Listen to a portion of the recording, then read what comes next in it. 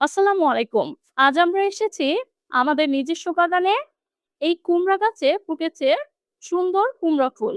দেখতে যেমন মনোমুগ্ধকর, এর উপকারিতাও তেমনি অসাধারণ। অনেকেই জানেন না কুমড়া ফুল খাওয়াও যায় এবং এটি একটি স্বাস্থ্যকর সবজি হিসেবে বিবেচিত।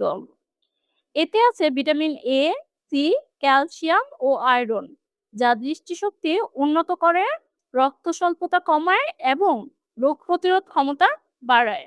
কুমড়োর ফুল দিয়ে তৈরি ভাজি শুধু সুস্বাদু নয়, হজমের জন্য দারুণ উপকারী। যাদের গ্যাস্ট্রিক বা পেটের সমস্যা আছে তারা এটি নিয়মিত খেতে পারেন। এই ফুল প্রাকৃতিক ও কীটনাশক মুক্ত, কারণ এটি আমাদের নিজস্ব বাগানে যত্নে বেড়ে উঠেছে।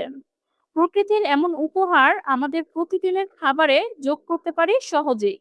আপনারাও চাইলে নিজ গৃহে ছোট্ট জায়গায় কুমড়া গাছ লাগিয়ে উপভোগ করতে পারেন এর ফুল ও ফল দুই।